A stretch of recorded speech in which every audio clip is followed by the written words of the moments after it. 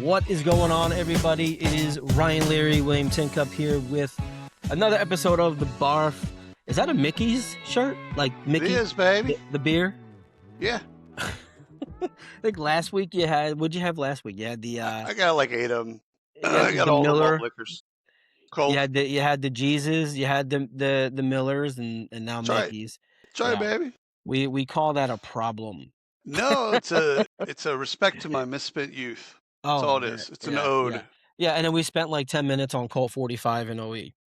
That's right. Is what we did, yeah. My son asked me what Old English was. That was the funniest shit. He came in the office. He's like, "Hey man, what's Old English? Is that like something British?" I'm like, "Yeah, yeah. It's from the UK. Yeah, who they talking? No, it's actually paint thinner. Don't ever touch it. Just stay away from it." Nice. All right, man. So it's like the third week of the month. So that means we've got Nick back on with us from Canditech. Nick, what's going on, brother? What's up, guys? Thanks for having me back on. Yeah. You're lucky. We don't let people back on often. Nick's headed on a vacation. He's headed out. Yeah. So we have 23 minutes to get this in. It's gonna be easy. Or he's just gonna bounce. Yeah. He's just like, I don't know what happened to him. Bad connection. We got a lot to pack in. We narrowed it down. We got like 4 stories to talk about, and then we've got this wheel. That's right. That we're gonna spin, and we're gonna give away some cash money, but we're gonna hold off on this. We're gonna make people listen to the episode for a bit. So, I think that's William, smart. kick us off, brother. All right. A hiring manager wrote in to ask a manager after interviewing a candidate who had discovered that someone that they had a major workplace conflict with 17 years earlier still worked at the company. The candidate considered sending a cease and desist letter after not getting the job. While comments debated whether holding a grudge for nearly 2 decades or expecting someone else not to was more bizarre behavior. So I'll ask Nick first. You apply to a job, you find out that there's someone that's been there for 2 decades that you had a beef with. We don't know what the beef was, but let's say it was significant. What do you think? I think 2 decades is a long time. I think people can change, despite what, some people don't believe that. I do think people can change. And I think holding a grudge, there's a phrase I love, which is holding a grudge is like drinking poison, expecting the other person to die. So I would try and work through it, talk with the other person, have a conversation, work through it like an adult rather than just go straight for a cease and desist is a bit extreme, I think. People get out of prison in 2 decades for putting a knife in somebody's eyeball. Yeah. Get over it. Move on. Yeah. Leave it, let it go. Yeah. Oh, is that your official, Ryan? That was my official take on that. Move on. Yeah, that was. Oh no, I wasn't saying. No, we can talk more about. I was just saying that person needs to move on. Yours was shiv the person. All right, I got really shitty story. Move on. That's what that. No, it's your shirt. It's your story. Let's go. This is gonna start your workplace grudge against each other. You remember what you said? Yeah. If there hasn't been a grudge at this point. It ain't. Good point. It ain't happening. People ask all the time, Nick, how do you work with this dude? I'm like, that's right. I call his wife occasionally. She calms me down. She walks me off. That's right. Talks him off the ledge. Oh no, he didn't mean that. He said much worse to me. He was talking about putting acid on a body to get rid of it. What do we do? All right. So Korn Ferry, you guys probably heard this. Korn Ferry acquires AMS for $1.1 billion. I like this for a number of reasons. I like this because Korn Ferry is executive search, right? They do leadership development or consultant, the whole bit. AMS is like the dominant player in volume, and so in volume hiring, and so specifically in RPO. So I think bringing these two together just make a lot of sense, especially since AMS is, in theory, constantly going to have reoccurring predictable revenue because it's high volume and it's contract. Whereas Korn Ferry they're gonna go up and down as the market shifts. One of the things, and William, you and I know a bunch. Nick, I'm sure you know a bunch of people over at AMS. One of the things I really kind of, as was thinking about this last night, Korn Ferry, they already know how organizations should hire, right? They're doing assessments, they've got the skills intelligence, they've got all the leadership data, benchmarking. AMS is hiring at scale. I just don't see anything bad here unless I'm sure there's something bad. I'm sure one of you guys have something bad. I'm staying positive on this and I'm giving it a thumbs up. Nick, what do you But think? Yeah, I actually agree. I think it's a very good indication into broadly where the recruitment agency market is heading. I think there's been a lot of doom and gloom on the agency side, especially with the post-COVID boom. After Right. that, as the market started to normalize and stabilize, a lot of people I speak to in the agency world, which by the way, I spent 10 years on the Yep. agency side, were very worried about what the future looks like. Plus, with how much AI is being introduced into the hiring process, where does the agency world sit? And I think this is a really good signal that the agency isn't going anywhere. Potentially, it needs to update and operate slightly differently and be more AI native in the way that it advises and probably be a bit more consultative. And I think actually, if you take Korn Ferry's executive search approach, which is much more consultative, into a high volume AMS model, we'll see something really interesting. But largely, I think it's a very interesting acquisition, and I think it's a good signal for what's to come. So AMS is short for Alexander Mann Solutions, right? We all know that. The only thing that shocked me about the whole thing, the fit and all that stuff, everything makes sense, is the price tag. I thought the 1.1 billion in this market, um, that's pretty low. I thought I that was low as well. I thought they were there. That was going to be a much bigger price tag because I had Yeah. them up with a Deco and Manpower and Ronstadt and some of these others. Yeah. So like that was the shocker was the price tag. Other than that, the fit and everything else, yeah, all that stuff makes that tracks. Just if I know if I could buy AMS for 1.1 billion, someone else would. There should have been a line of people wanting to buy them. Yeah. So that's it. All right, let me give you another one real quick. A discussion erupted across Reddit. I love stories from Reddit. After workers compared notes on how much corporate culture has changed since COVID.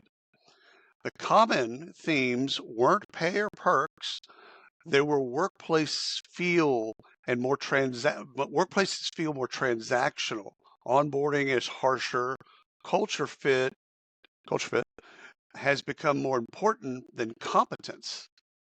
And employees feel like they're competing with teammates instead of learning alongside of them. Thousands of comments piled on with similar experiences. So the first thing that stuck out to me is, first of all, culture fit and its relationship with return to work. But what do y'all think about in general? Do you think that the workplaces have changed? Have we regressed? Have we progressed? What do you think? And Ryan, why don't you start? I knew you were gonna call me first because I wasn't listening to you. Yeah, That's good. cool. No, I kind of wasn't, and it like left my mind. No, you know, I don't know. I was talking we were recording yesterday and talking about the workplace changing. I just think it's cyclical. I think the workplace is always changing. You need to adapt or move on. I'm very move on today. Yes. I'm very move on She today. I was just noticed that. sticking ice Yeah. pick in the eye of workplace culture. Got it. Yeah, yeah. I mean, it's a lot of this is common sense to me. This is why I never get hired. If people listen to these Well, the episodes, thing is in Reddit. First of all, Reddit is not. Reddit's like the YouTube comments. It's where it's humanity goes to die. yeah. I totally understand that. The thing though that's really interesting is that they think that it's worse now. And I'm trying to think of like what they compared it to, and they're comparing it to COVID when you didn't have a workplace. So you're comparing an orange to Venus. So when you don't have a workplace, and all of a sudden now you do have workplace, it means you have workplace rules. And so any Yeah. of those rules, hey, you only have an hour for lunch. Whoa, what is this? Fucking Russia? God Like, forbid. yeah, exactly. So I think it's just structure and structure being placed on people that are comparing it to COVID when there was no structure. And not in a bad way. It was just like, hey, get your Yeah. work done. We have these calls, but by and large, just get your work done. Whereas when you return to an office, meaning you have a workplace, it's not like that. But let's go ahead and hear your version of events. Nick, what do you got? Yeah, I think it's interesting. It's probably case by case. For me personally, I was remote for 6 years, and then I moved over, and I'm not remote anymore. And actually, I love it because you can collaborate in person, you can work with people, and I think there's so much you can get from being in the same room with someone else. But I also get it from someone who's been remote for 5 years. They can go to the gym when they want, or get their Right. kids, and they're not being visually watched all the time. I probably feel like they're losing some freedom. I actually think there's some of the comments maybe more it would make more sense to me actually if people were still remote, because I can understand why you would feel like you're fighting with your teammates more if you don't have that personal relationship and they are just a name on Slack or a face on Zoom. But when you're actually working with them and you're seeing them and you're in a room, I would think that would build more culture.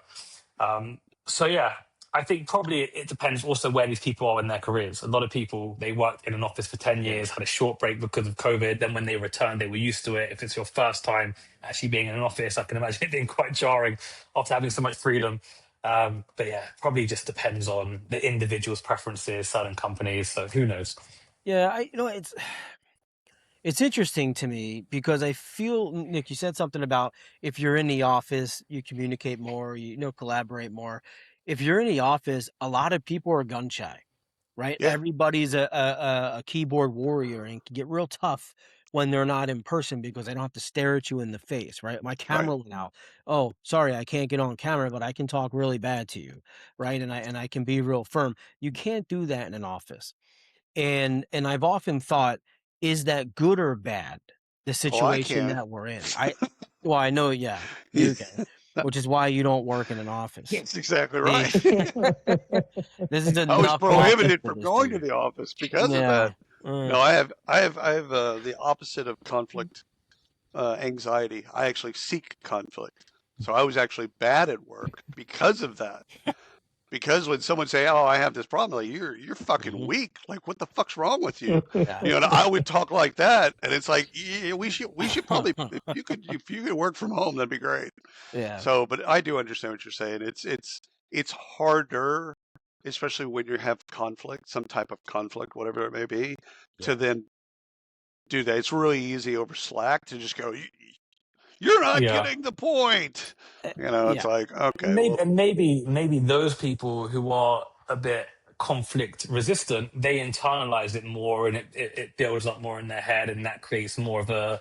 Right. an issue. Actually, when you address it, talk about it openly with someone, sometimes you can just minimize something that feels really I big. So, I, you know, I wonder how much, if any, culture, politics of work have changed. That's actually really fascinating to me. I don't think anybody's. I'm sure there's people that have done studies on this, but like I know pre-COVID that, especially in hierarchical organizations, it was, you know, it was one of those deals. It was a bunch of sharks.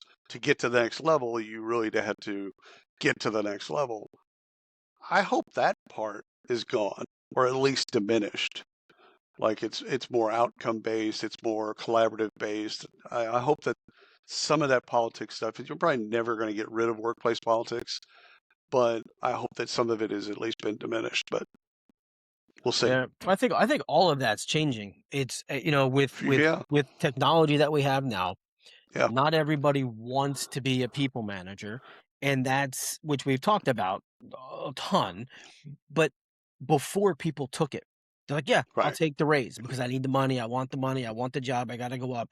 I think with technology and the last 6 years or so, we've seen you can go lateral horizontally Right. and still take promotions and still do other things and grow within the company. I think the Well, whole it's thing has it's changed. it's like as humans, you can keep fighting each other, but agentic AI doesn't fight.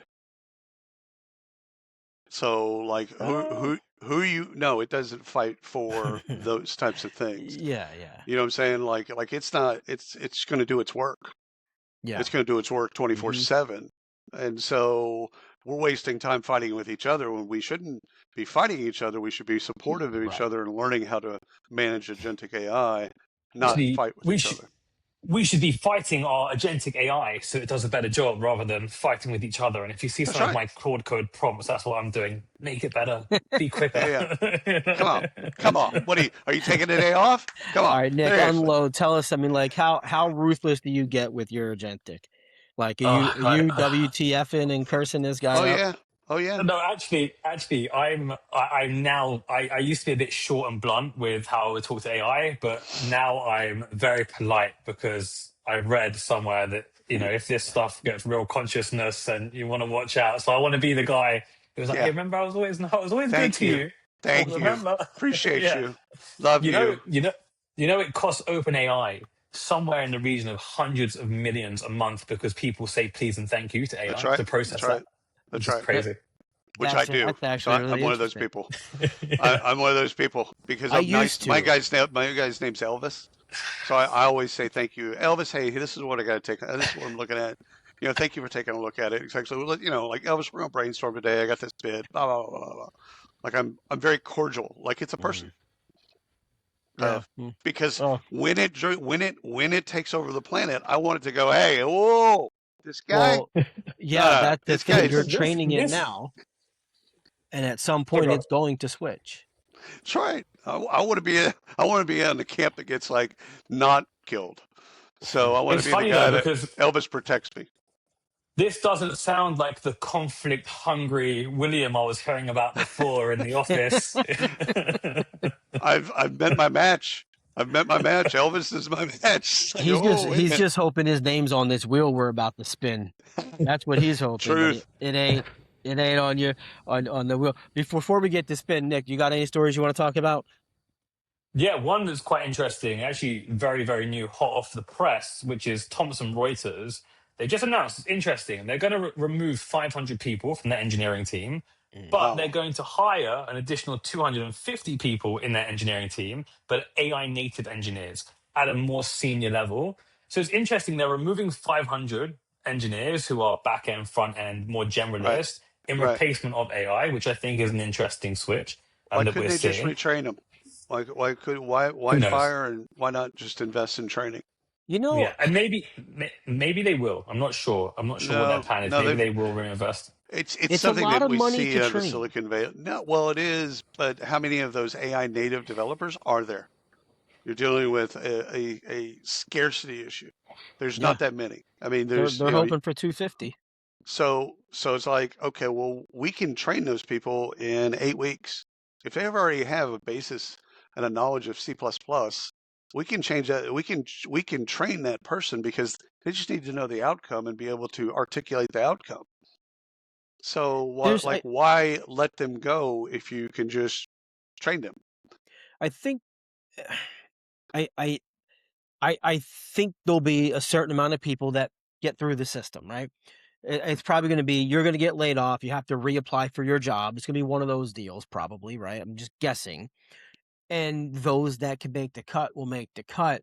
But it's, I'll have to find the article. I don't know the numbers offhand, but it's the cost to train someone to get to the level where they actually need them and get up to speed fast enough that they're not already behind once they get up to speed is too costly for them to just hire someone. I don't buy that on any level. So first thing, I think it's a riff disguised as a technology strategy.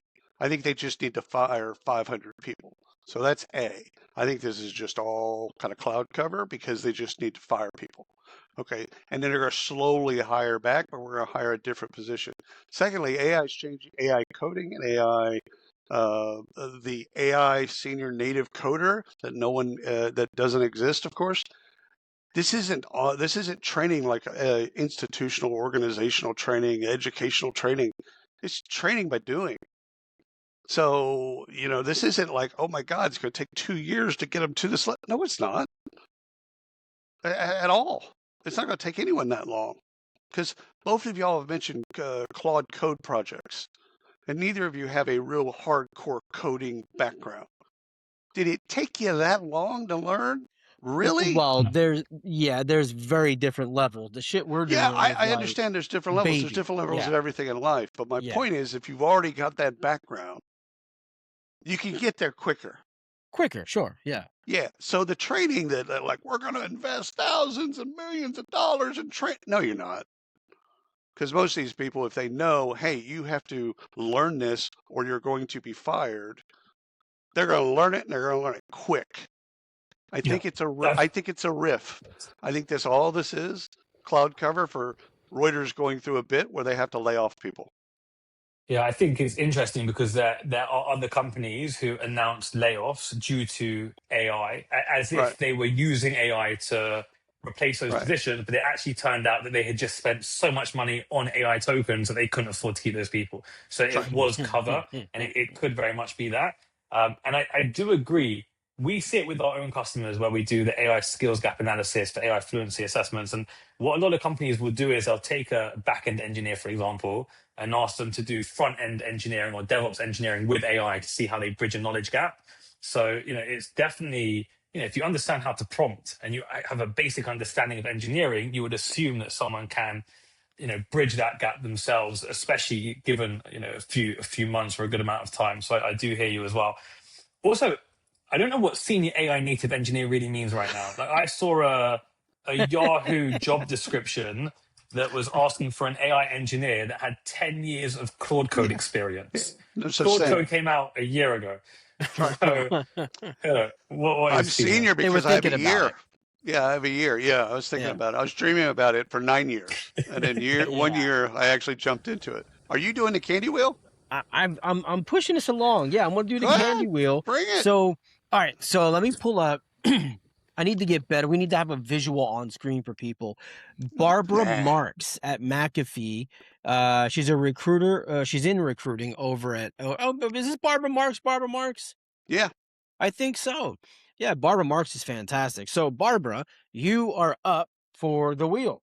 Nick, you'll love Barbara. We'll have to make an introduction. She is fantastic. All right. Yeah, she's I'm gonna get this a little closer. Right, let's get Barbara a good spin then. We have what's the numbers? What's the lowest and the highest? $0. We have $1. Yeah. And then we have one. She's gonna land on $1. That's what's gonna breaks happen. my heart. Yeah, but your wrist sometimes twitches, doesn't it? Yeah, sometimes. All right, ready here. We're gonna give it a big spin. There we go. Here we go. Let's see it. Don't land on $1, please. $1, baby. Come on. Barbara needs it. Oh, $100. Boom. Nice. That's good. Okay. All right. That's really Barbara right. Marks. $100 for you.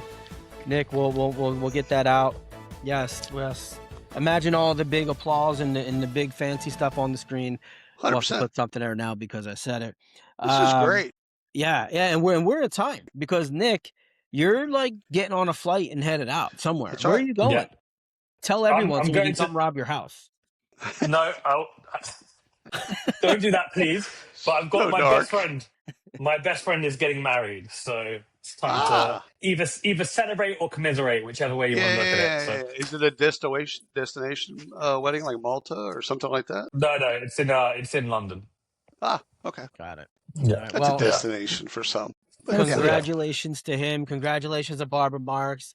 Gentlemen. Hey, hopefully England wins the World Cup, and then it's a real celebration. It's looking pretty good. Yeah, 1-4, baby. You got 25% chance. I will say, I'm not a huge fan of any of this, but I've watched some of these matches, and I've kind of fallen into this. Oh yeah, these two that are going to be today and tomorrow it's going to be pretty intense because France is supposed to win this thing, right? They've got a deep team. They're very hard to defend because they don't have to have the ball, meaning they don't have to have possession, and then all of a sudden they get a possession and in seconds they can score. Yeah. So we've got is it France, Spain, Argentina, and England? France, Spain is playing today here in Dallas, and Argentina and England is playing tomorrow and Atlanta. Both of them are playing in air conditioning today. And then when they play the semifinal, or the third place game on Saturday, and then they play the final on Sunday, both of them are outdoors. So they're going to have comfy games today. It'd be interesting to have hydration breaks in the middle of air conditioning, but whatever. We're here now. I'm hoping for England. And if you're there during that bid, that's going to be fun for you. They're going to run out of liquor. 60 years in the making. Yeah, yeah. Since Bobby Moore got that final goal for us, but I'll tell you one thing: England are not well prepped to play in the heat, so they've got a slight disadvantage from their experience. But as a patriot, I'm definitely thinking about jumping onto Poly Market and maybe I'm risking a few dollars. 3 Lions. I'm going all. I pushed all the chips in. I've got a Wembley shirt. I've got basically a shirt from the '66, from the shirts that they wore from the '66 World Cup. So I've got one. It's obviously not one of the originals, but so yeah, I'm all in on England. I want them to win. I like Spain. I like France, and I like Argentina. I like all the other teams. So it's not like I don't like. Sometimes you get into a bit where you just don't like a country or the manager of a country or some of the players. Nah, I just want England to win. 60 years. Well, you can crack an old English if the English take it. Nick, thank you for joining us, man. Catch your flight. No, thank you, bro. William, enjoy your soccer matches. I'm gonna stay right here in the air conditioning. Yes, as you should. And then I'm gonna go to sleep.